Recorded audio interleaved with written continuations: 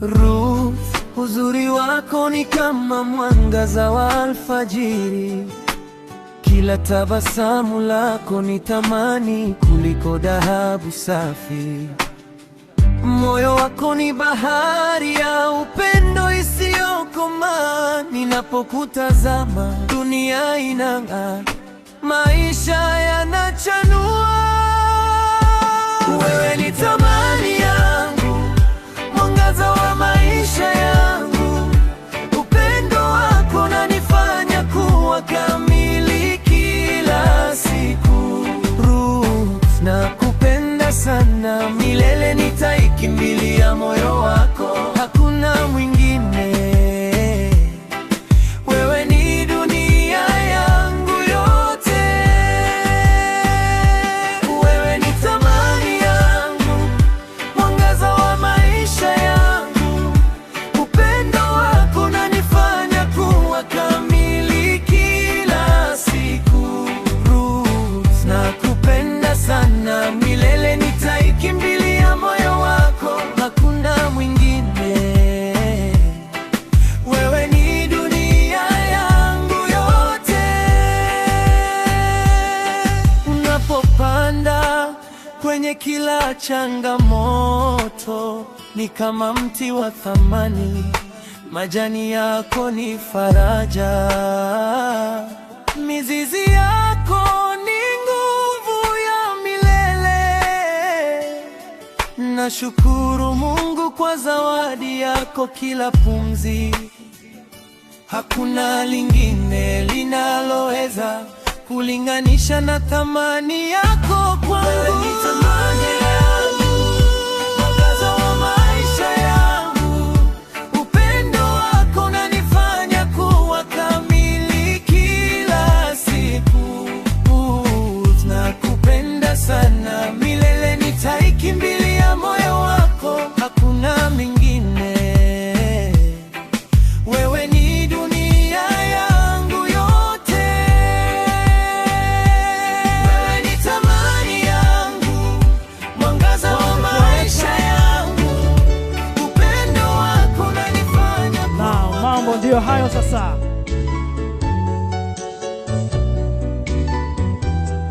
Lakini pia nikitazama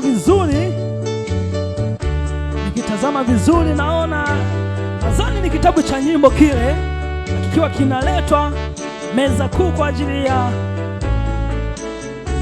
naam. Safi sana jamani, wamependeza hawajapendeza? Vijana wako vizuri sana, wamepiga suti hiyo. Safi sana. Na wako vizuri, hawataki kupoteza muda. Wako vizuri, safi sana.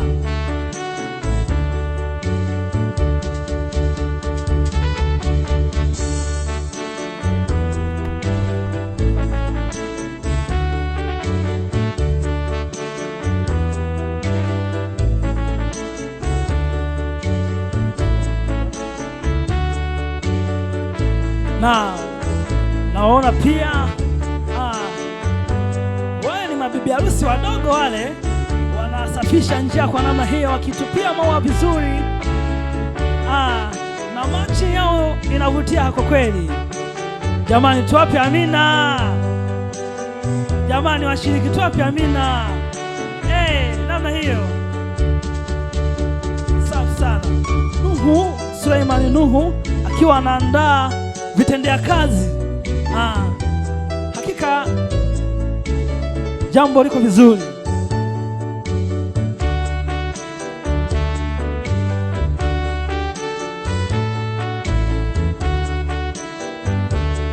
Pastor Suleimani Nuhu amekuwa ni mchungaji ambaye amehudumu katika kanisa la Waadventista Sabato katika nyanja mbalimbali, na kanisa la Muhandu tunayo bahati sana ya kuwa na mchungaji huyu katika kanisa hili na fungisha ndoa ya leo. Kwa hiyo kwa sababu Pastor Nuhu ni mwenyeji, atakaposimama atamtambulisha kwa uzuri mchungaji ambaye ataenda kutukamilishia tukio hili. Na mnaona vijana sasa wanaenda kukabidhi vitendea kazi, Biblia pamoja na nyimbo za Kristo. Na ni kanuni ya kanisa ambayo inaongoza kanisa hili la Waadventista Sabato. Safi sana, wachungaji washapokea, na sasa vijana wanarudi kwa ajili ya kuketi. Lakini pia mambo sio mabaya. Mabinti wadogo, huwezi amini wanachokifanya hapa. Wakati mwingine wewe unaweza usiweze ukifanya, lakini wao wanaweza. Machi yao ni nzuri. Edita Tumaini Kazimiri Nzorobeti anamwaga maua taratibu kwa malingo namna hiyo. Lakini pia yupo na rafiki yake, naye pia yuko vizuri.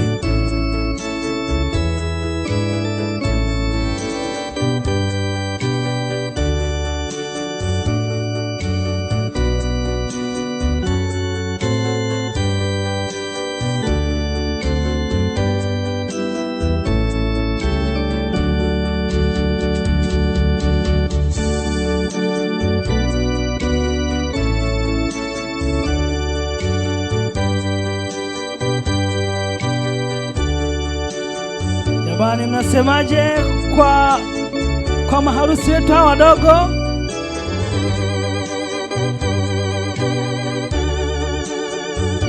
Nikukumbushe tu wewe mtazamaji na msikilizaji unatufuatilia ya kwamba tukio hili ambalo linaenda kutokea muda fulani hapo mbele halijaanza leo, ila ni katika bustani ile ya Edeni. Adamu alipoumbwa pamoja na mkewe Hawa. Adamu alipotoka usingizini akakuta mwanamke kutoka katika ubavu wake ameumbwa. Ndipo Adamu akasema, huyu ni mke wangu. Kwa hiyo tukio hili lilianzishwa na Mungu mwenyewe katika bustani ile ya Edeni. Kwa hiyo na akatupa maelekezo ya kwamba tuliendeleze. Na leo Gideon Waritu muda si mrefu naye anaenda kutimiza agizo la Mungu ambalo lilitolewa pale katika bustani ya Edeni. Sasa mabeta zinao wanaanza kuja na maua. Jamani, tuwape amina, tuwaongezee amina. Huyo naye yuko vizuri.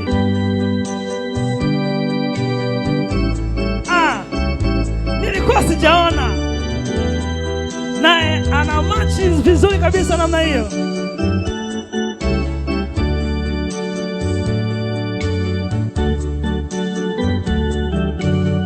Amepiga tai. Vijana wa kile wanasema ameunyonga namna hiyo.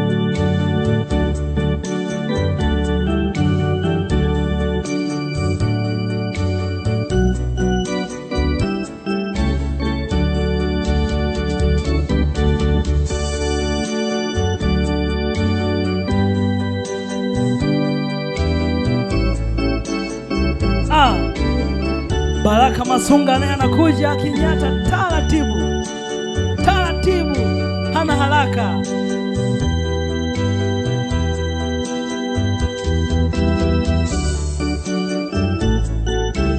Bila shaka piga foengo yake hatari sana, na haihitaji dawa, ni kupanguza unaondoka.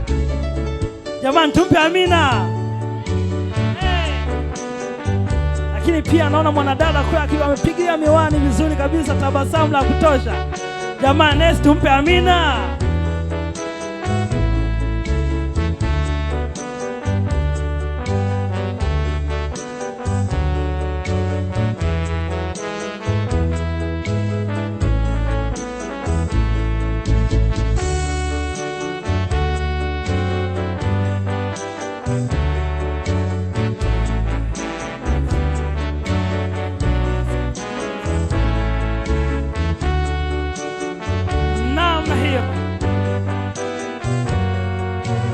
Harusi hii inapendeza sana, lakini pia kule ukiangalia mabeta zikuye, kuna mdada anaitwa Nyamtondo Lapson, naye yuko vizuri, hana haraka, tabasamu la kutosha. Inatakiwa hivyo. Matukio kama haya huwa yanatokea wakati mwingine katika kanisa, huwa ni mara moja tu kwa mwaka, na kuna makanisa mengine huwa hayatokei kabisa mara kwa mara. Lakini katika kanisa hili la Waadventista Sabato Muhandu, chini ya uongozi wa wazee wetu wa kanisa wakiongozwa na pasta zetu wa kanisa wa vijana Leonard Francis Mchele,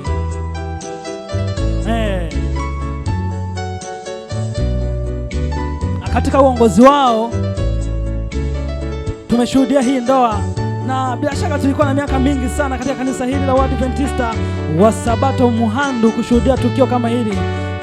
Lakini pia mzee wetu wa kanisa ambaye amekuwa ni mzee kwa miaka mingi katika kanisa hili si mwingine Alois Waitaro, naye ni miongoni mwa wazee wa kanisa katika kanisa hili wakiongozwa na mchungaji wetu Nuhu Suleiman.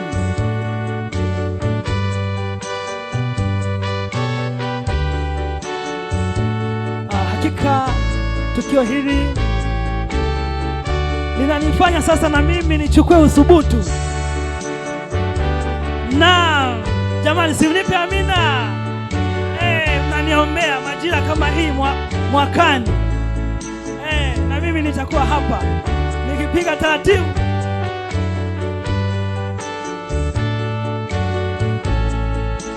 sana, alafu mnajua kutabasamu.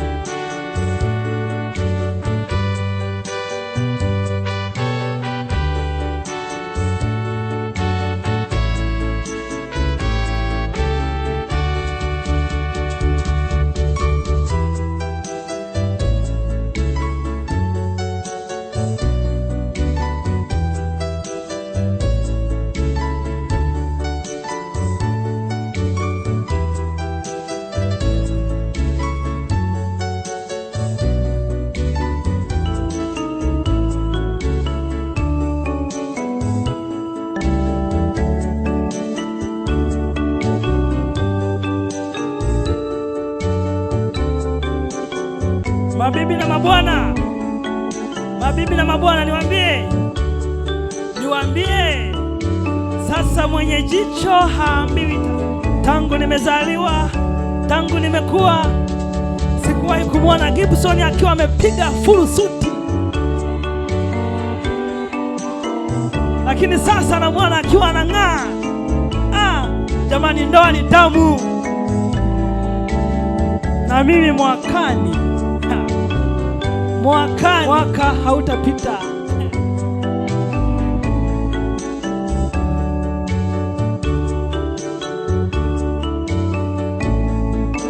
na Steve Gibson amepiga suti nzuri kabisa.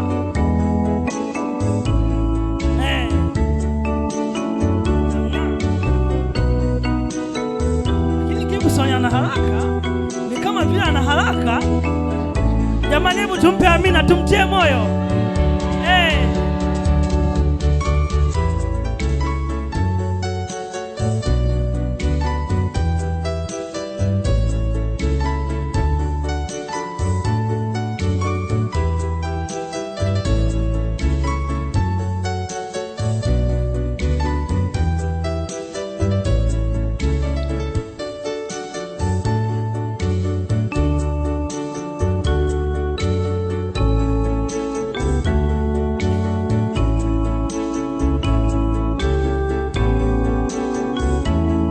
Jamani, unajua Gibson na mke wake leo wamekuwa ni wapya hivi, mnalijua hilo? Ukitaka kujua hilo, angalia wanavyotazamana usoni. Jamani, tuseme amina. Sunada, mara ya mwisho kumwona Gibson amemshika mke wake mkono ni lini? Lakini leo wameshikana mikono na walivyopendeza, unaweza kazani wao ndio maharusi wetu wa leo. Sasa sijajua maharusi wenyewe watakuwaje ikiwa hawa wanametameta namna hii, tukio ambalo tulikuwa tumelisubiria kwa muda mrefu.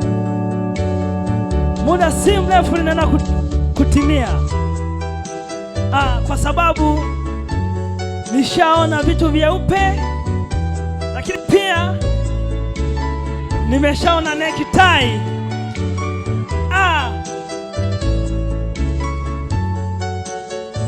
Yusufu Waritu na Gideon Waritu. Jamani, hawa ni Yusufu Waritu na Gideon Waritu. Wamependeza sana hakika. Matroni wa shughuli hii amefanya kazi yake, lakini pia namna hiyo. Bibi harusi wako wanamtia moyo, wamemweka katikati, namna hiyo.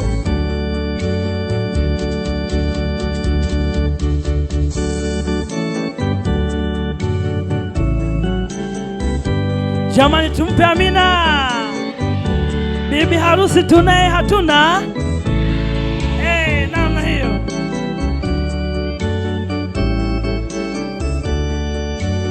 MC wangu namba 2 aliniambia kwamba taarifa alizokuwa amepewa ule wakati aliambiwa kwamba bibi harusi huyu tangu vizuri.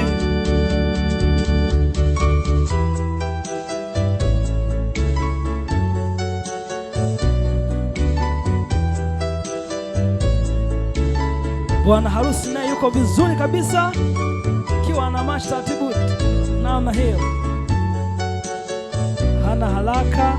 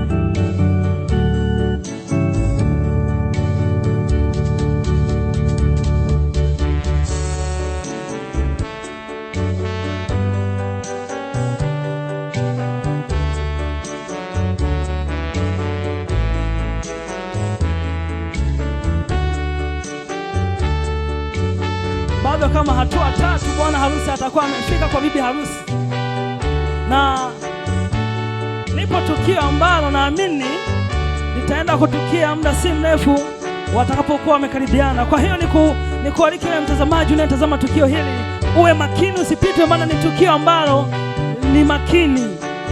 Sasa niwaombe wazazi mliowaleta muache wao sasa tuone namna hiyo. Bibi harusi anaenda chini kupokea zawadi hiyo namna hiyo. Jamani, tuseme amina. Safi sana.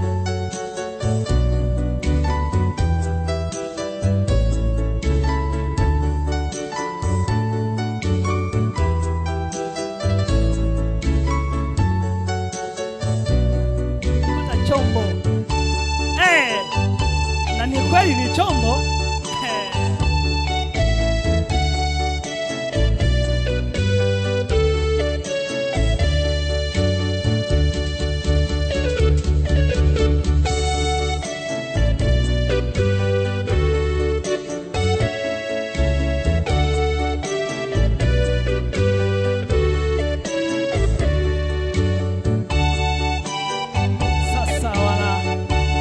Taratibu namna hiyo. Jamani, ambao mlitwaliwa twentua pole, sawa? Kama mlitwaliwa ndo hivyo tena, ilishaisha, haijirudiagi.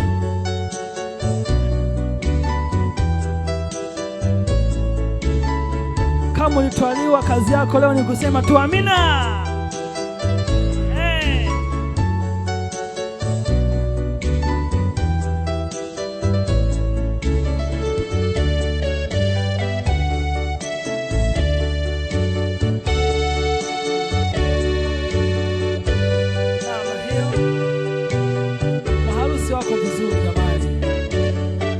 Maharusi wetu wako vizuri. Matron amefanya kazi yake kwa ukamilifu. Matron hatukudai.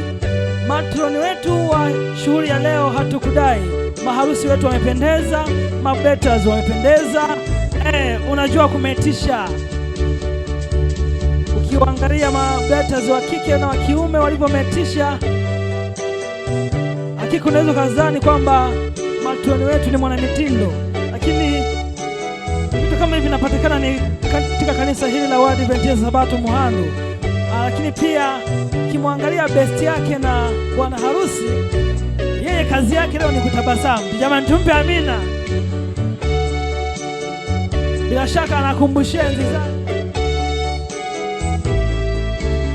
Namna hiyo.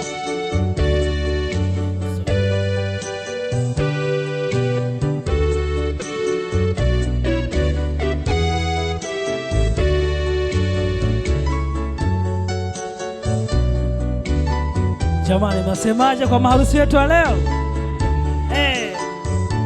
Wachungaji wapo na wanasubiria tu msafara umalize kuketi vizuri, waanze kazi yao.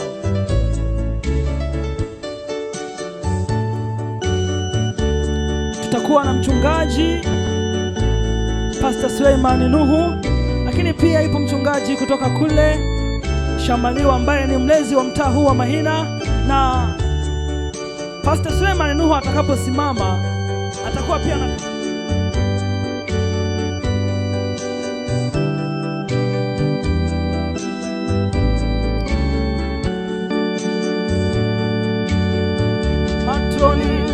Matroni, naomba usogea hapa tupeane maelekezo kidogo. Matroni,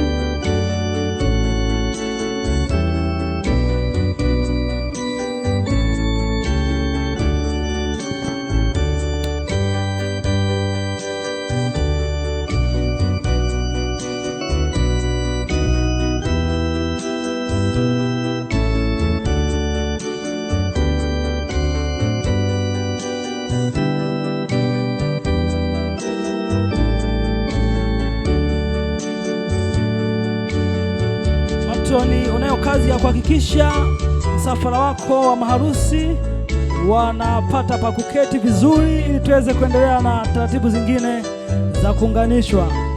Maana unaweza ukawa unakawia ukawa unamkawiza. Kwa naomba fanya tu haraka, uhakikishe msafara wako unaketi vizuri.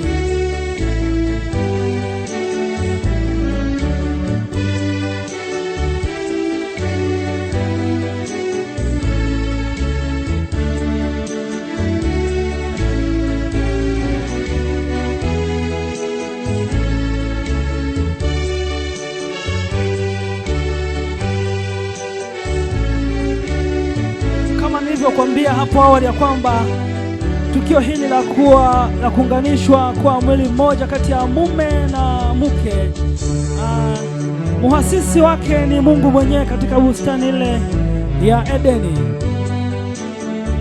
Mara baada tu ya kuumbwa kwa mwanamume ambaye ni Adamu, ikiwa ni siku ya 6 ya uumbaji wa Mungu,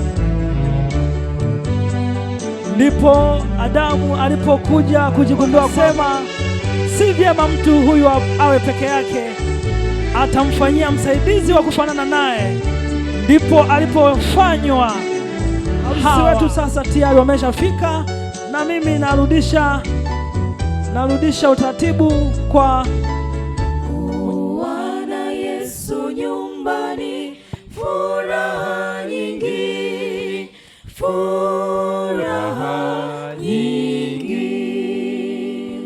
Yesu yu ndani ya Baba, nyumba salama, nyumba salama, nyumba salama. Yesu yu ndani ya Baba, nyumba salama, nyumba salama.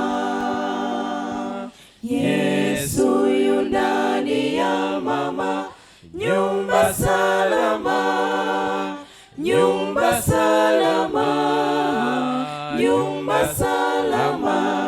Yesu yu ndani ya Mama, nyumba salama, nyumba salama. Yesu ndani ya watoto, nyumba salama, nyumba salama, nyumba salama. Yesu ndani ya watoto, nyumba salama, nyumba salama.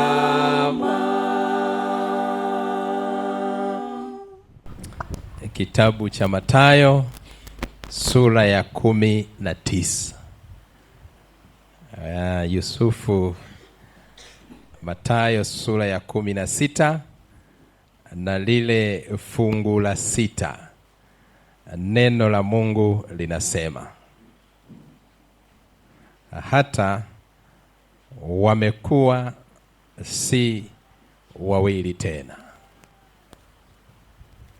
bali mwili mmoja. Basi aliowaunganisha Mungu, mwanadamu asiwatenganishe. Tuombe. Baba mwema, Mungu wetu wa mbinguni, hili ndilo neno ambalo ndoa hii inafungwa kwalo.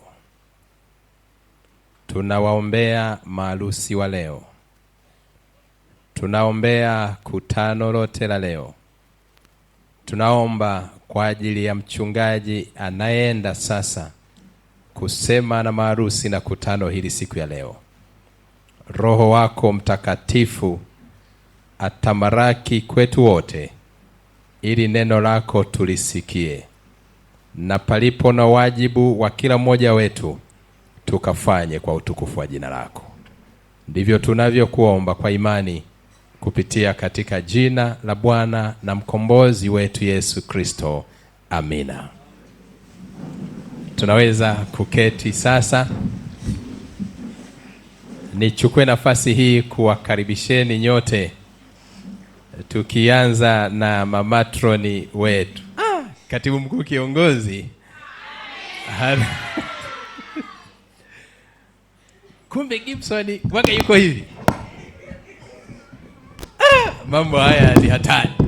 Na pastor atakaposimama, basi yeye atatuletea maharusi wetu, maana amekaa nao kwa karibu kwa mashauriano, anawaelewa vizuri. Kwa hiyo atatuletea. Na tuwapongeze wazazi wa bwana harusi. Jamani, simsimame mpunge mkono. Kazi yenu ni kubwa na imeleta utukufu kwa Bwana. Na marafiki zenu pungeni mkono. Haleluya. Tuwapongeze sana wazazi, walezi. Karibuni msimame mpunge mkono, na marafiki na ndugu wote ambao wameambatana na bibi harusi. Karibuni muweze kutusalimia. Haleluya. Bwana awabariki sana. Na kwa kusema hayo, hivyo basi baada tu ya kwaya ya kanisa la Waadventista wa Sabato Mandu, kwa jina lao wanaitwa Uinjilisti Kwaya. Wakiimba, wakimaliza kuimba, basi pastor, tunakukaribisha sana kwa huduma hii na Mungu akubariki sana.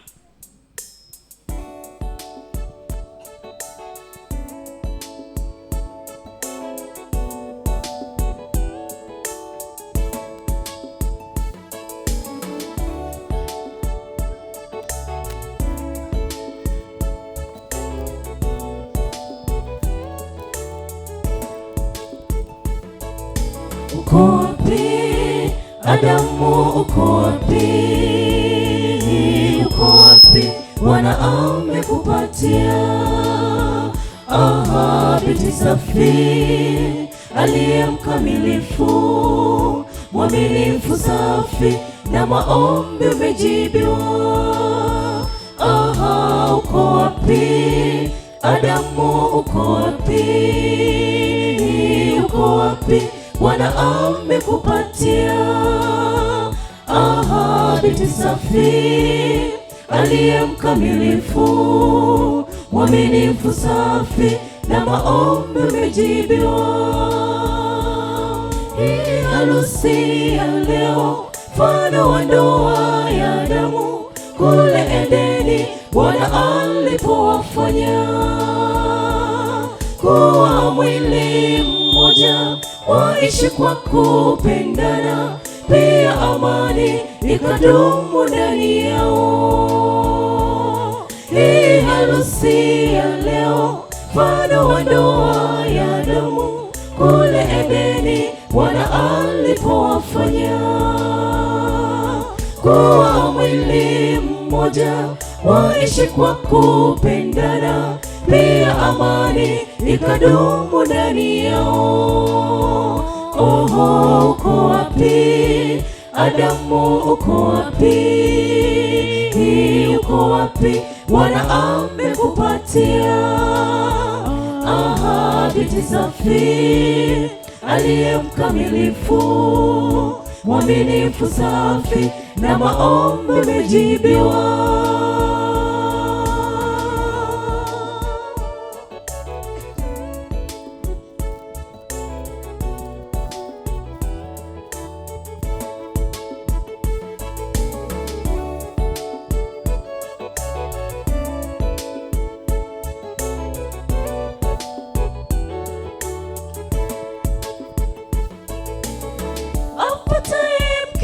Apata kitu chema sana, apata mibaraka toka kwa Bwana. Apataye mume apata kitu chema sana, apata mibaraka toka kwa Bwana. Apataye mke apata kitu chema sana, apata mibaraka toka kwa Bwana. Apataye mume apata kitu chema sana, apata mibaraka toka kwa Bwana. Uko wapi Adamu, uko wapi? Uko wapi? Bwana amekupatia ahadi safi, aliye mkamilifu, mwaminifu, safi, na maombi umejibiwa. Uko wapi Adamu, uko wapi? Uko wapi? Bwana amekupatia ahadi safi, aliye mkamilifu, mwaminifu, safi, na maombi umejibiwa. Uko wapi Adamu, uko wapi? Uko wapi? Bwana amekupatia ahadi safi, aliye mkamilifu, mwaminifu, safi, na maombi umejibiwa. Uko wapi Adamu, uko wapi? Uko wapi? Bwana amekupatia Aha, binti safi, aliye mkamilifu, mwaminifu, safi, na maombi umejibiwa.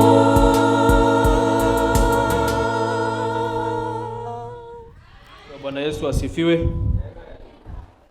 Bwana Yesu asifiwe sana. Tunamshukuru Mwenyezi Mungu kwa ajili ya siku makini na muhimu, siku ya kihistoria kwa ajili ya hawa wenzetu wawili ambao wameamua kutangazia ulimwengu kwamba wao wameamua kufanya ya kufanya. Bwana asifiwe. Kwa maana hiyo ni washukuru sana mashuhuda ambao mmekuja kushuhudia hili tukio makini la kihistoria kwa ajili ya wenzetu, na Mungu awabariki sana. Ninaona hapo kuna washiriki wa hapa Mandu. Hebu wapunge mikono namna hii niwaone washiriki. Haleluya. Na wengine ni mashuhuda, pengine ni majirani na hivi wamekuja kushuhudia. Hebu nao wapunge mkono ambao sio washiriki wa hili kanisa. Wakereketwa. Mungu awabariki sana. Huwa wakosi. Kuna wazazi waliowajibika kufanya wajibu wao sawa sawa. Ndio maana tunaona haya yametokea leo. Wazazi upande wa mke mtarajiwa, hebu nione wasimame. Hawa hapa. Safi kabisa. Hongereni sana. Maana si mimi ni mchungaji wa huku. Rafiki vipi? Lakini pia tutambue wazazi wa upande wa mume mtarajiwa. Hebu nao wasimame. Jamani, mnasemaje? Tunashukuru kwa malezi yenu mazuri. Hata leo tunashuhudia kijana wenu anakuja kujisalimisha mbele ya kadamnasi na mbele za Mungu kwa ajili ya kuunganishwa katika ndoa takatifu. Mungu awabariki sana. Mnaweza mkaketi. Viongozi wa kanisa hili, mchungaji Nuhu, hebu simama pamoja na wazee wenzako. Wako wapi? Mbona umekaa mbali bwana? Naweza mkaketi. Hongereni sana kwa kukubali kuwa mashahidi kwa ajili ya ndoa hii makini ya siku hii ya leo. Lakini kwa namna ya kipekee sana, namna ya kipekee tumekusanywa na rafiki yangu Gideon Elias Jackson. Hebu simama rafiki. Gideon Elias Jackson ambaye ameamua kutangazia umma, mimi lazima niende mbele za Mungu na nikaunganishwa katika ndoa takatifu. Anaunganishwa leo pamoja na Bi Ruth Elinema Eliamani. Hebu asimame binti. Mlembo kweli kweli. Au nyewe mnamuonaje? Sinaona anavyowaka huyu binti. Mbona wengine wamepata wivu? Jamani, huyu binti ni mzuri. Amen. Hongera sana. Hebu simama utupungie mkono hivi. Aliyesema, simama utupungie mkono. Ameushinda wivu. Wengine wana wivu na waona, lakini wenye wivu wameshashindwa kwa jina la Yesu. Jamani, ona tukio limetukia. Hawa ni wakazi wa Zanzibar. Wametuheshimu sana. Ni washiriki wa kanisa inaitwa Chuini Zanzibar huko. Wamependana kule, wakapatana, wakatuletea harusi hapa. Yaani wametuletea shughuli yao hapa.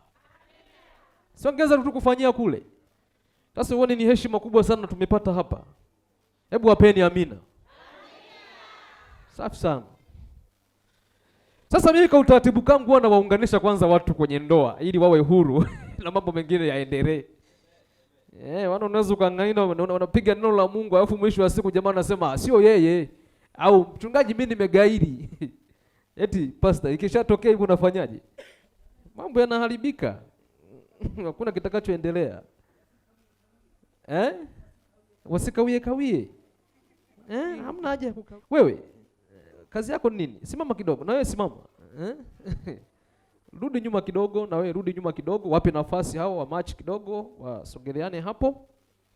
Na mchakato uendelee kwa ajili ya kuwafanya kuwa mume na mke, na mambo mengine yataendelea hapo mbele. Jamani, Bwana Yesu asifiwe. Be strong, ni siku yako, ni shughuli yako. Kwa hiyo wewe uwe na amani. Na wala usimwogope mtu yoyote. Na wewe binti Ruthi uwe na amani, jiachie, usiogope mtu yoyote. Maana hii siku inatokea mara moja tu. Labda kwa sababu zingine ambazo ziko nje ya uwezo wetu.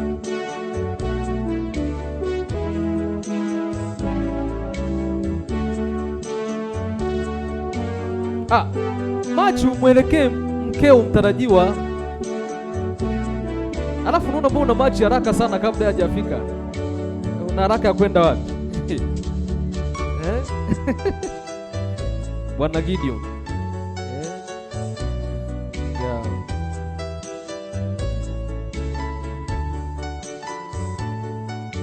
Yeah.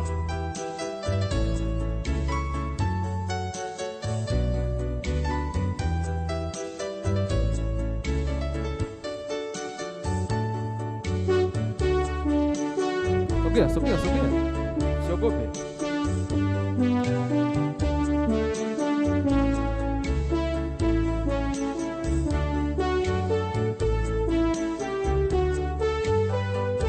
Sogea tena. Endelea kusogea. Endelea kusogea.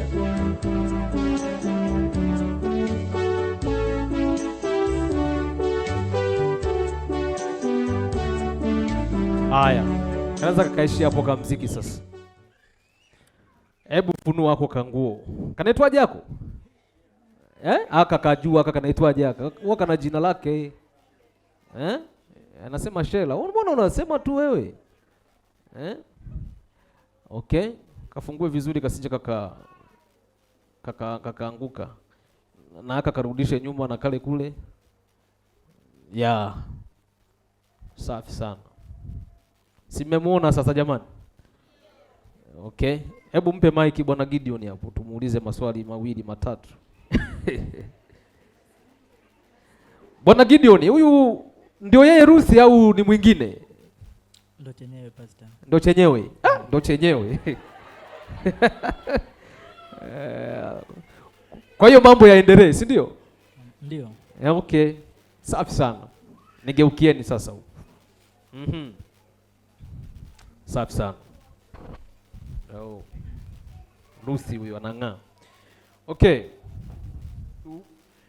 Ili kuwaunganisha Bwana Gideon, Elias Jackson pamoja na Ruthi Elinema Eliaman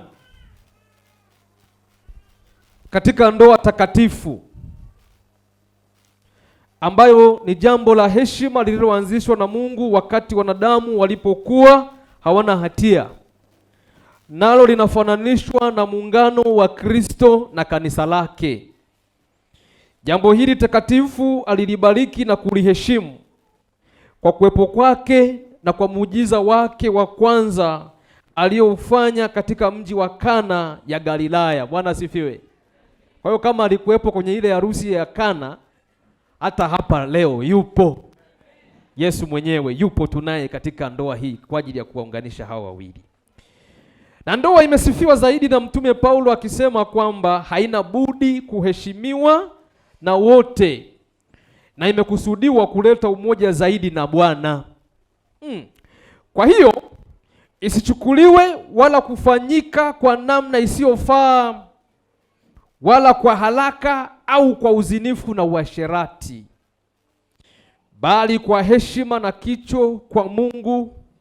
Na ikumbukwe kwamba ndoa iliwekwa na Mungu kwa ajili ya kusaidiana na kufarijiana kwa kadiri ya mahitaji ya kila mmoja, katika siku za kufanikiwa na katika siku za taabu.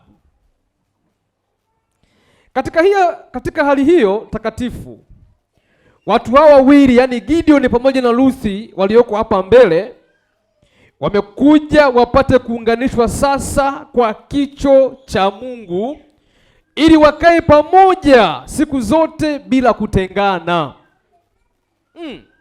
Kwa ajili hiyo, mtu yeyote akiweza kuonesha sababu inayoweza kufanya wasiunganishwe kihalali katika ndoa, aseme sasa. Lakini sidhani kama kuna mtu anaweza akafanya hivyo, maana tumeitangaza hii ndoa toka mwezi wa 3 mpaka leo, alafu uje useme hapa. Si utakuwa unataka tu kuharibu shughuli ya watu? Au hiyo rudisha halipo, nimelifunga rasmi. Akija hapa mtu anataka kusema chochote, huyo atakuwa ni mbea tu, anataka kutuharibia shughuli. Mjue hakika kwamba watu wote wanaofunga ndoa kinyume na vile ilivyoamriwa au ilivyoruhusiwa katika neno la Mungu hawaunganishwi na Mungu, na ndoa yao si halali. Sindio? Sasa hebu sema, nashuhudia kweli kwamba. Nashuhudia kweli kwamba sijui pingamizi lolote. Sijui pingamizi lolote dhidi ya mimi, unataja jina lako, dhidi ya mimi Gideon Jackson Waritu, kuunganishwa katika ndoa na Ruth Elineema Eliamani Manase. Asante sana. Tunahamia sasa kwa binti Ruth hapo. Mike unayo? Rudia binti. Nashuhudia kweli kwamba. Nashuhudia kweli kwamba. Sijui pingamizi lolote. Sijui pingamizi lolote. Dhidi yangu mimi. Dhidi yangu mimi. Majina yako? Dhidi yangu mimi. Ruth Elineema Eliamani. Kuunganishwa katika ndoa na. Kuunganishwa katika ndoa na Gideon Jackson. Safi kabisa. Mbona mnamcheka? Ni siku yake, acha aongee kwa mapozi, si ndio jamani? Sasa anaongea kwa mapozi alafu nyewe mnafurahi au mnafurahia? Mnafurahi vizuri. Siku hizi watu wao wanafurahi, maana kuna vitu vingine ni adimu wanaenda kuvipata muda si mrefu. Okay. Bwana Gideon. Naam. Je, unamkubali Ruth Eliamani kuwa mke wako uliyemuoa kihalali na kuishi naye katika hali takatifu ya ndoa kama ilivyoamriwa na Mungu? Ndio. Je, utampenda na kumfariji na kumheshimu na kumtunza katika ugonjwa na katika afya na kuwaacha wengine wote, ukidumu na yeye tu siku zote mtakazoishi? Ndio, pastor. Okay. Ongeza na sauti ili watu wasikie, mashuhuda wasikie. Ndio, pastor. Sawa? Au hizi mic hazisikiki vizuri? Hebu jaribu kusema ndio pastor wewe. Ndio, pastor. Nataka useme hivyo. Sawa sawa? No. Tunarudia. Sikukusikia. Maana ni kipengele muhimu sana. Bwana Gideon. Naam. Je, unamkubali Ruth Eliamani kuwa mke wako uliyemuoa kihalali na kuishi naye katika hali takatifu ya ndoa kama ilivyoamriwa na Mungu? Ndio, pastor. Je, utampenda na kumfariji na kumheshimu na kumtunza katika ugonjwa na katika afya na kuacha wengine wote, ukidumu na yeye tu siku zote mtakazoishi? Ndio. Okay, asante sana. Tunahamia kwa binti Ruth Eliamani. Ndio. Je, unamkubali mwanaume huyu Gideon Elias kuwa mume wako aliyekuoa kihalali na kuishi naye katika hali takatifu ya ndoa kama ilivyoamriwa na Mungu? Ndio, namkubali. Amen. Je, utampenda na kumfariji na kumheshimu na kumtunza katika ugonjwa na katika afya na kuacha wengine wote, ukidumu na yeye tu siku zote mtakazoishi?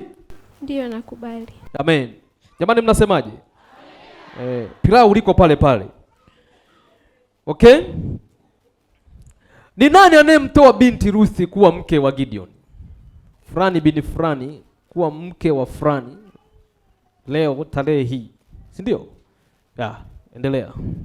Bwana Yesu asifiwe. Amen. Mimi Eliamani Elineema Eliamani Manase ninamtoa mdogo wangu Ruti Elinema Eliamani Manase kuolewa na Gideon Elias Jackson. Amen. Asante sana. Jamani, mnasemaje? Amina. Mahali limeshalipwa, kila kitu kiko sawa. Kwa hiyo hakuna Rusi anaolewa. Okay, sasa mshike mkono wewe bwana Gideon. Na wasii watu wote waliopo hapa, washuhudie kwamba mimi Gideon Elias Jackson Wareto na kutoa wewe Ruth Elinema Eliamani uwe mke wangu halali wa ndoa. Niwe nawe na kuambatana nawe. Tangu sasa hata siku zote. Katika hali njema na katika hali mbaya. Katika utajiri na katika umaskini. Katika ugonjwa na katika afya. Nikupende wewe, nikupende na kukutunza. Mpaka mauti itakapotutenganisha. Kulingana na amri takatifu ya Mungu. Ngeukie. Mtazame machoni na yako kutazame machoni. Ruth, mtazame machoni. Kama kweli anamaanisha au ili wewe unamkumbusha. Unakumbuka siku ile? Haya, mtazame machoni vizuri. Sema sasa ya maneno wewe. Na katika mambo hayo. Nakupa ahadi yangu. Yale maneno uliyoyatamka yale ndio ahadi yako unampa huyu. Ndio. Mpatie ahadi yako. Anampa ahadi kwa kumbusu kwenye upaji wa uso. Mnasemaje jamani? Safi sana. Mambo mazuri haya. Okay, wewe mpatie Mike binti naye awe na mambo ya kusema, atoe ahadi kwa mmewe mtarajiwa.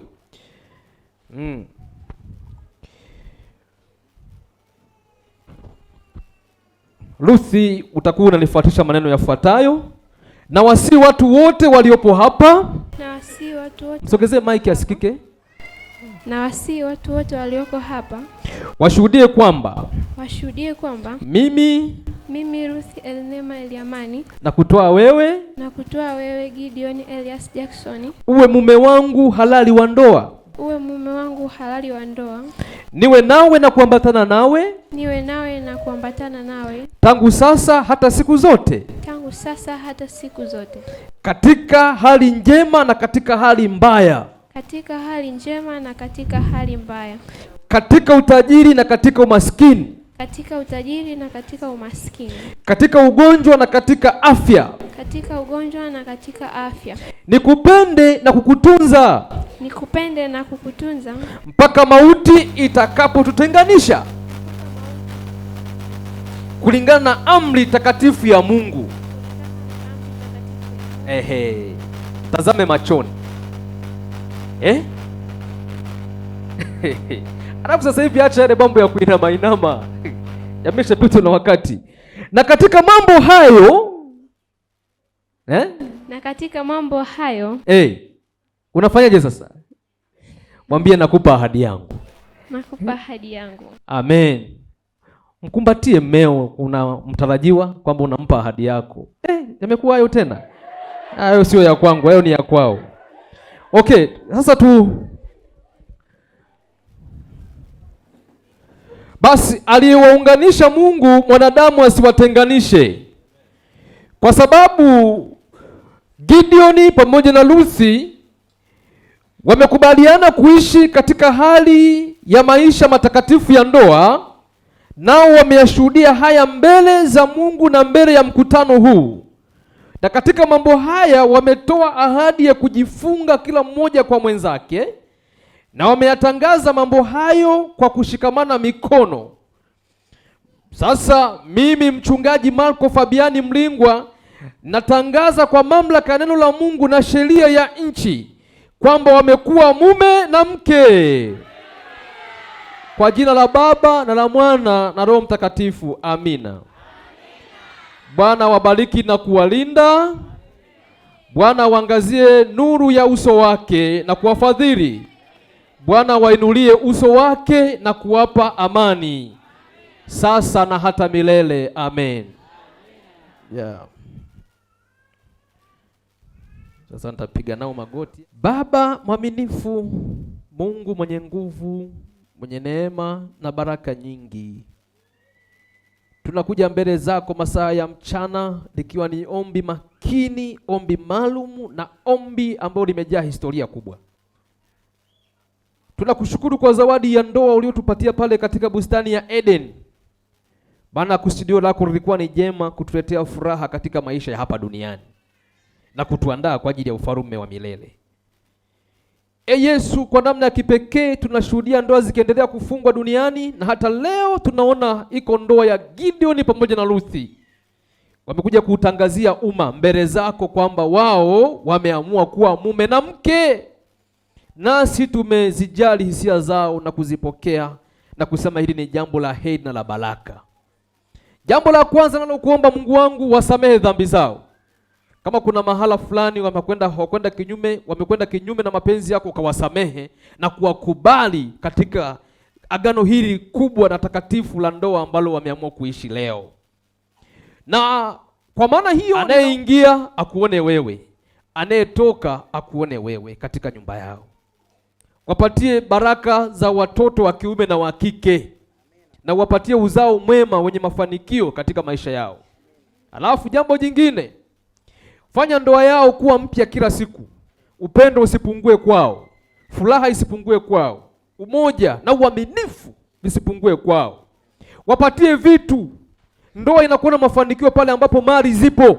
Wape vitu, wape nyumba, wape mashamba, wape maeneo, wape kila kitu ambacho kinafaa katika maisha yao. Wapatie watu wema, marafiki, majirani, watu wema wawazunguke. Watu wasio wema wafiatue, watoke katika maisha yao. Na hata kama shetani ataelekeza ubaya katika ndoa yao, ninakemea leo kwa mamlaka ya jina lako, fitina, chuki na kila aina ya ubaya visifanikiwe katika ndoa hii, bali siku zote wakuone wewe Yesu ukiwatendea makuu na amani yako ikatimilike ndani yao. Hatusemi kwamba hakuna wakati ambapo hawatatofautiana, lakini wakitofautiana ndani ya muda mfupi amani irejee na wewe ukalete amani kati yao. Ninaomba haya kwa jina lako Yesu Kristo. Amen. Amen.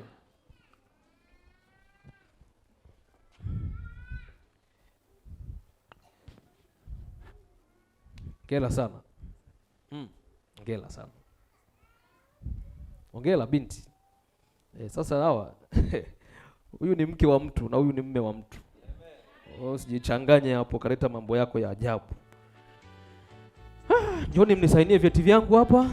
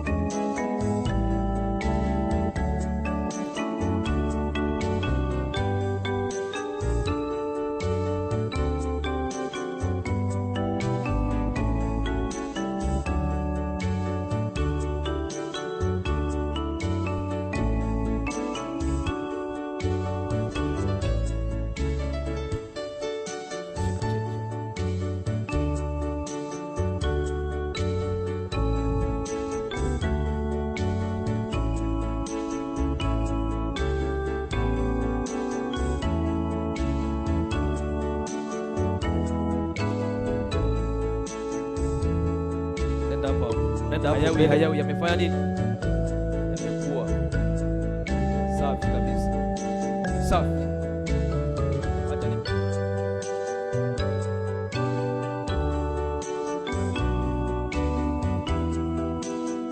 Anasema Yesu akasema maneno yafuatayo kwamba kwa sababu, nasoma katika kitabu cha Mathayo, atamwacha babaye na mamaye, kama hivi ambavyo muona hao wamewasindikiza, huyo mzee amemsindikiza kijana wake na hao nao wamemsindikiza binti yao. Kwa hiyo ameondoka kwao, huyu binti ameondoka kwao rasmi.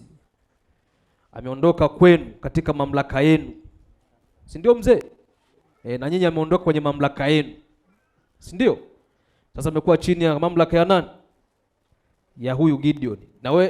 Na wewe Gideon umekuwa chini ya mamlaka ya nani? Ya huyu binti. Mkeo anaitwa Ruth. Nasema na hao wawili watakuwa mwili mngapi?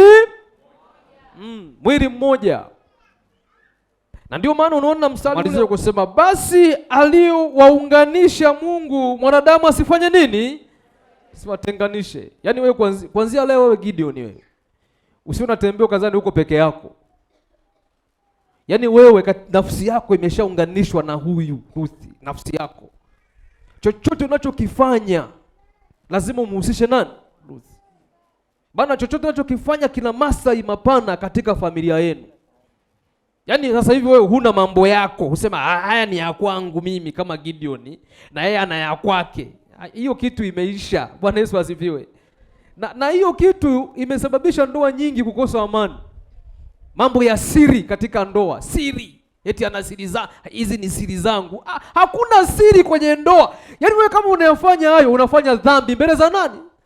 Na unahatarisha ndoa yako, itaingia kwenye shida tu. Shida ngumu kabisa. Na wewe binti Ruthi huna tena siri kwa mumeo. Kila kitu ni wazi, kila kitu ni bayana. Hakuna jambo utakalosema hili ni la kwangu, hataki kujua. Hiyo ni dhambi mbele za Mungu, na ukifanya hivyo ujue unakwenda kinyume na neno la nani? La Mungu. Kwa maana hiyo unaweza ukakaribisha hata laana kwenye ndoa na shetani akaanza kuwachezea anavyotaka. Tumekuwa na ndoa leo unakuta mtu ananunua kiwanja mkewe hajui. Hao mjawahi kuona hizo? Bwana mke anajenga nyumba kwao, mume wake afanye nini? Hajui. Nilikutana na ndoa moja. Kaka yangu ananiambia, yaani huwezi kuamini bwana mdogo, shemeji yako amejenga nyumba kwao mpaka ameikamilisha. Mimi sifanye nini? Sijui. Tunaenda kwenye sikukuu kule tena umetoka kule Moshi. Kule Uchagani kule wameenda. Si mama mkwe akaja kujisalimia. Baba, tunashukuru umetujengea nyumba nzuri, tunafurahi sasa. Yaani Mungu awabariki. Jamaa katekewa. Nyumba gani mama? Yaani hajui. Mkeo amemaliza nyumba kwao na yule alikuwa anapenda kwa anasema ni Mkwirima anafanya nini? Anajenga. Kumbe jamaa hajui, akaanza ikabidi aanze kukubali tu. Tunamshukuru Mungu. Ni kweli mama, tunamshukuru Mungu, lakini kumbe sasa gogoro lililotokea baada ya hapo. Gogoro lililotokea. Hivi ninavyozungumza leo hiyo ndoa haipo. Yaani mwenzako anakufuta kabisa akili, anasema huyu mwanamke si mwaminifu au huyu mwanaume si namna gani? Mwaminifu. Unakuwa unaishi na mtu lakini tayari akili yake ilishahama. Hakuamini tena, alishakufuta akilini. Kwa hiyo anaishi na wewe kwa mashaka na kwa ujanja mwingi. Kuna ndoa nyingi leo zilishavunjika siku nyingi kwa sababu ya kukosekana uaminifu. Ila wanaishi namna gani? Wanaishi pamoja, mnasema wewe ni mume na mke, kumbe alishafanya nini? Alishafanya zinaa kwenye ndoa na mwenzio akafahamu. Ndio ameshaondoka kwako. Zinaa moja kati ya kitu kinatafuna ndoa za watu leo. Asifanye nini? Hapa kuna shida kubwa. Huyu mwanadamu ni nani? Ni wanandoa wenyewe kwanza.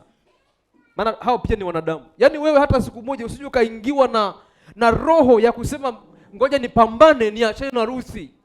Au wewe Ruthi ukaingiwa na roho ya kusema ngoja nipambane niachane na nani? Na Gideon. Kwa Mungu hicho kitu hakipo. Hakipo kwa Mungu hicho kitu. Yaani swala la kuachana kwa Mungu sio mpango wa nani?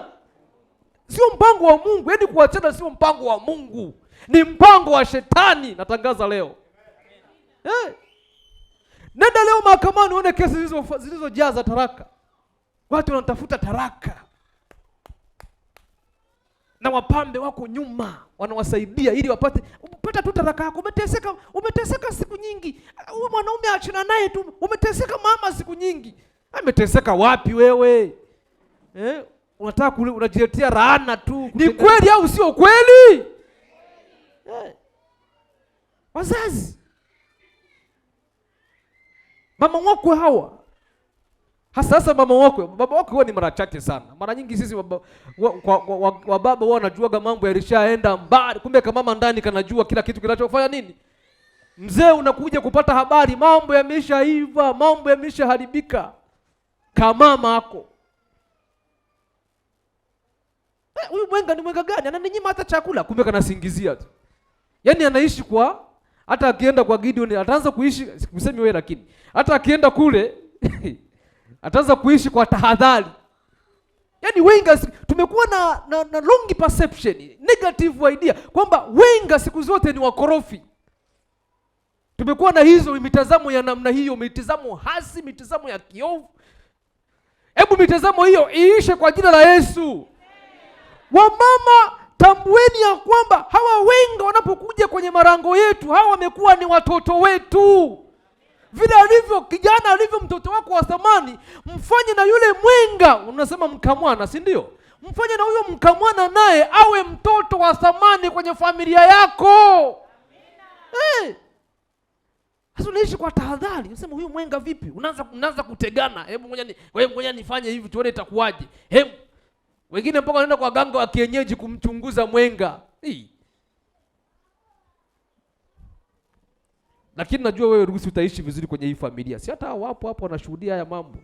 Umeolewa pazuri. Jamani, Bwana Yesu asifiwe. Mwanadamu anaweza kuwa ni nani? Marafiki. Si ndio? Majirani. Mawifi. Mashemeji. Wanaweza kuwa ni wanadamu pia, hawa wanatajwa hapa. Mawifi. Gideon, utakutana na dada yako siku moja anakuambia ila bwana mdogo au kaka, hapo ulijichanganya. Hapo ulijichanganya, sijaona mke hapo. Utaanza kuambiwa wifi ni hivi, wifi ni hivi, wifi ni hivi, wifi ni hivi, wifi ni hivi. Hayo ni maneno ya fitina, ni ufitinishi huo. Yakatae maneno kwa jina la Yesu. Alafu akisha kuja kukuambia maneno ya namna hiyo, unamuita mkeo. Haya, anamwambia sasa sema na yeye yuko hapa anasikia. Utaona anaanza kujikanyaga. Sasa imekuwaje, imeenda imerudi. Sema yuko hapa. Ukifanya hivyo, uongo wote unafanya nini? Unaumaliza. Mawifi wamevunja ndoa nyingi. Mashemeji, marafiki wa hovyo wasiofaa. Wewe Ruthi, marafiki wasiofaa usiwakaribishe kwenye ndoa yako. Marafiki, wakati mambo yamepamba moto, ndoa yako imechanganyikiwa na migogoro, hao ndio wanazidi kuchochea moto. Jamani, hilo ni jambo ni baya sana. Kama mko humu, mshindwe kwa jina la Yesu. Vizabazabina, waongo, wachunganishi, wasengenyaji, mshindwe kwa jina la Yesu. Maneno ni mabaya sana kwenye ndoa za watu. Ndoa nyingi leo zinaumia kwa sababu ya maneno ya pembeni, maneno ya uchunganishi, chuki, wivu, weka neno hili, toa weka hili. Yaani huo ni zaidi ya uchawi. Zaidi ya nini? Zaidi ya urozi. Mtu anakuwa mwongo, mfitinishi, haribu maisha ya watu. Watu walikuwa na familia yao nzuri, wanafurahia, maisha yanakwenda, wanapendana, yanaingizwa maneno, ghafla ndio inaanza kuchanganyikiwa. Alafu baadaye anakaa pembeni, anaanza kusema tulijua tu. Umeshasikia? Shenzi kabisa. Na waombea nyinyi kwa neema ya Bwana, maneno ya namna ile yakija, Mungu awasaidie yashindwe kwa jina la Yesu. Jambo litakalowasaidia kuyashinda haya, maombi na kusoma neno la nani? Yaani fanyeni nyumba yenu kuwa nyumba ya ibada. Nyumba ya nini? Neno la Mungu lisomwe, nyimbo ziimbwe. I say, mtashinda mengi. Utashangaa wale waongo ndio wanakuja kukuambia, nimekuja kukuambia fulani alikuwa na habari zinaanza kuja zenyewe tena. Baada ya kuwa wamegonga mwamba. Wamekutana na Yesu Kristo, mwamba wa miamba, wamegonga nini? Mungu awabariki kwa jina la Yesu, amina. Pastor Nu, njoo uombe ombi. Aya, tusimame tuombe.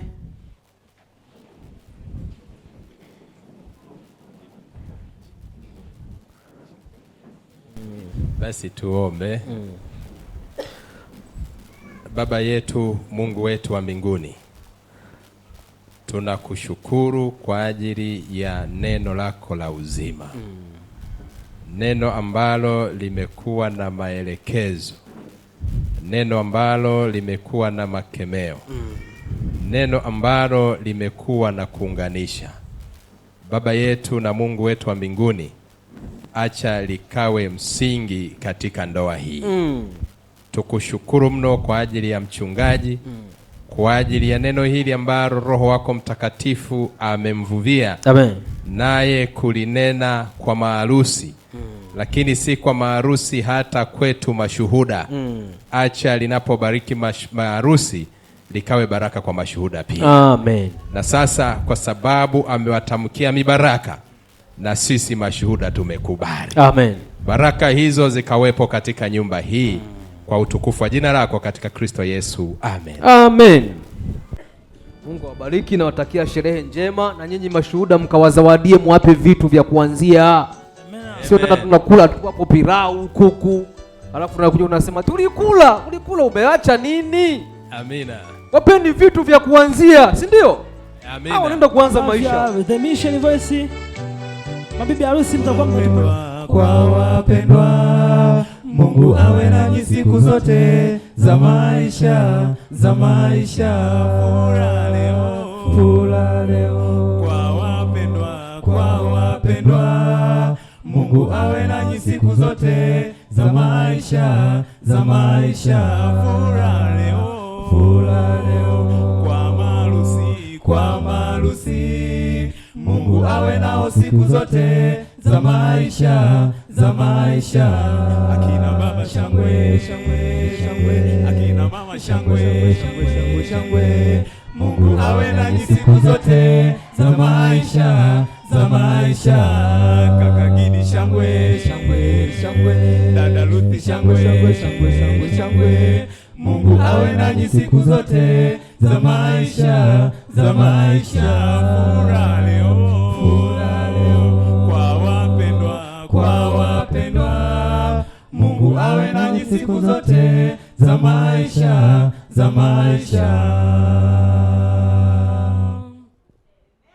furaha na amani vikatawale, upendo na amani vikatawale. Mungu awe nanyi siku zote za maisha, furaha na amani vikatawale, upendo na amani vikatawale. Mungu awe nanyi siku zote za maisha, furaha leo. Kwa maharusi, Mungu awe nao siku zote za maisha, watu wote shangwe, kina mama shangwe, Mungu awe nanyi siku zote za maisha, fura leo. Kwa wapendwa, Mungu awe nanyi siku zote za maisha,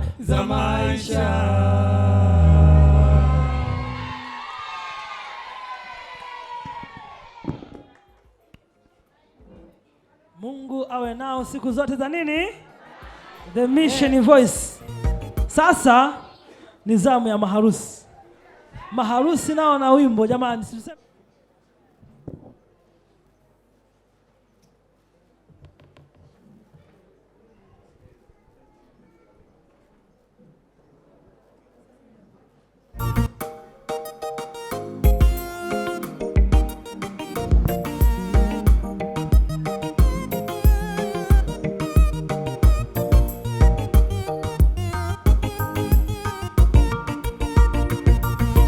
Nilifanya uchaguzi nikakupenda, nawe haukusitaka nikubalia.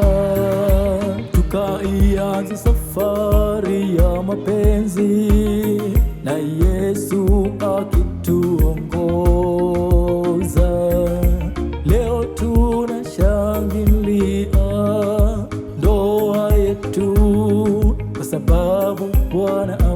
alikuwa upande wetu. Ilikuwa ajabu upendo ulio nao, kwa maombi mengi Yesu alituongoza, wazazi wakabariki, kanisa likatulea, na leo finally tumeunganishwa.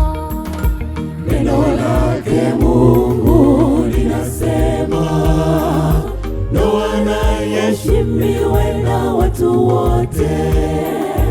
Wanadamu hawapaswi kudharau, amewaunganisha Mungu. Wanadamu hapaswi kuwatenganisha. Neno lake Mungu linasema ndoa na iheshimiwe na watu wote. Wanadamu hawapaswi kudharau, amewaunganisha Mungu. Wanadamu hapaswi kuwatenganisha.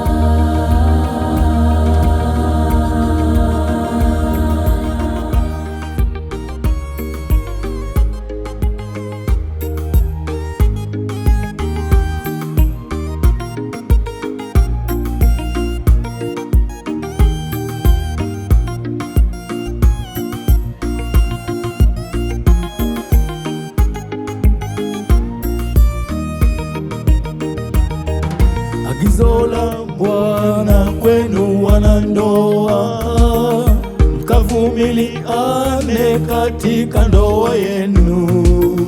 Hakika shida na raha vyote mtapitia, lakini Bwana Mungu awe pamoja nanyi.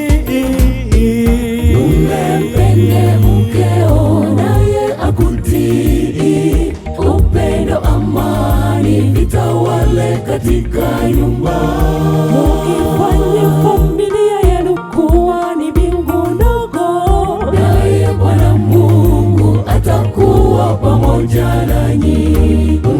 Mpende mkeo naye akutii, upendo amani vitawale katika nyumba.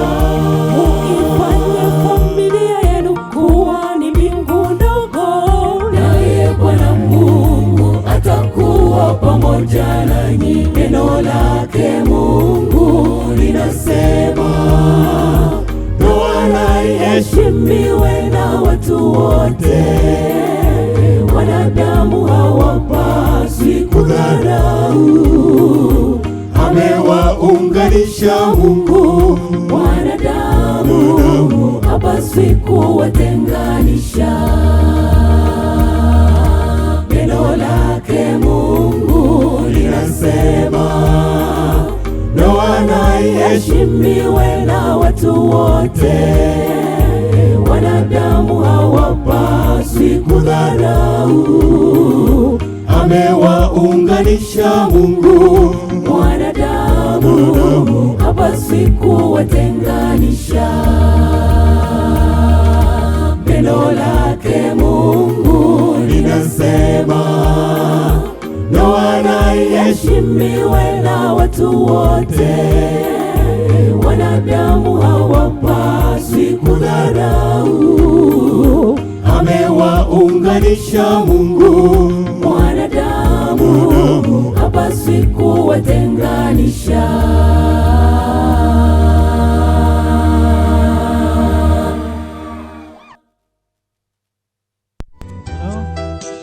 Sasa ni muda wa kupiga picha.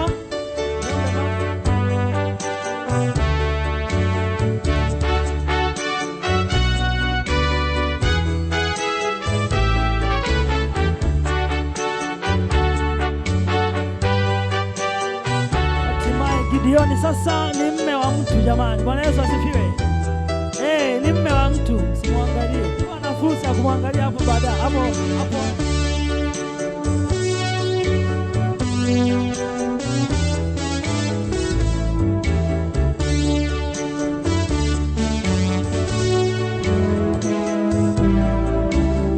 Baada ya hawa wazazi upande wa mwanamume, mama, mashangazi wote tutapata hapo.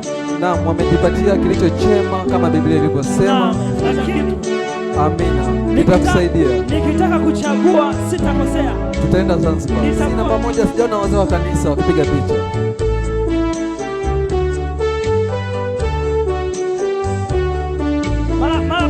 Baada ya hawa wanakwaya. Naam, wanakwaya sasa, wanakwaya kwaya uji.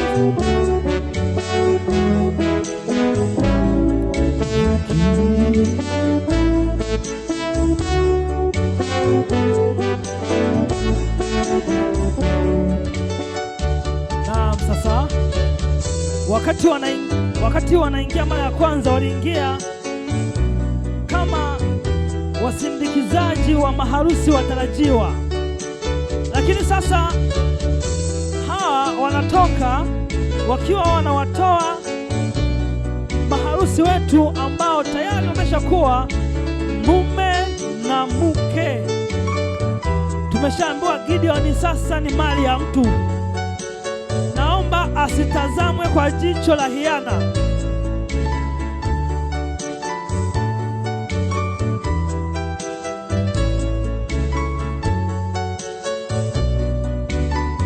Atazamwe kwa jicho la kueleweka. Msimtazame kwa jicho la tatu, tafadhali.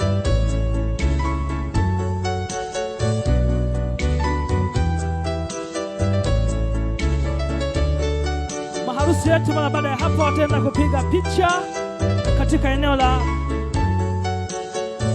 Blue Sky Hoteli.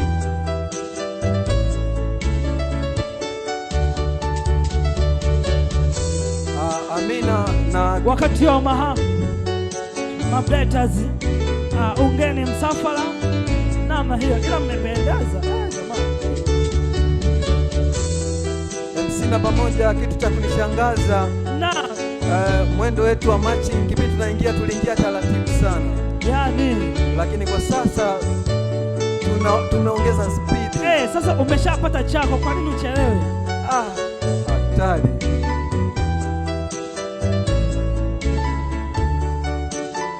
Tupe amina huyo dada.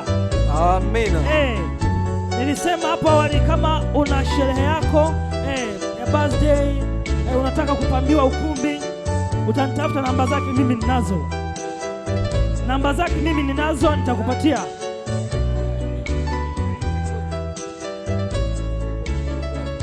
Wazazi wa kwa mwanamke mnaweza mkaunga msafara hapo. Amina. Namna hiyo. Lakini usiwasahau wachukua matukio yetu, checkpoint, photographer and video shooting. Na wenyewe wako vizuri. Yeah. Lakini mimi nina ombi moja. Naam. Kwa wazazi wa kwa mwanamke. Sawa. Ikiwapendeza. Naam. Kama bado yuko anayekuja, jamani, sio vibaya kama maana huyu ameshaweka njia. Kwa maombi ya kanisa la Waadventista Sabato Muhandu, wanayo maombi kwa kijana wao Yohana Amos Mkaga, wameombea kwamba ifikapo mwakani majira kama haya awe na mke. Jamani, mnasemaje? Na mimi nimeyapokea, nitafanyia kazi. Amina. Akisa karibu wakusemewa. Ila sasa nitafurahia kama nitapata Zanzibar. Alafu Wamandu wao watafuatwa na nani? Wapo. Msa kwako ni lini? Kwa neema ya Mungu Disemba mwaka huu, tuombe uzima.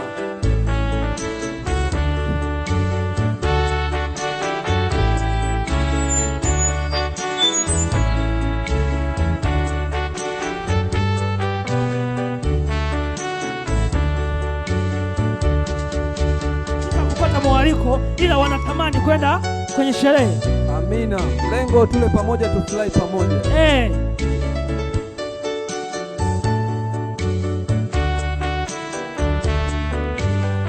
Lakini Zanzibari nimewaelewa. Watu wa Zanzibari jamani, Mungu awabariki.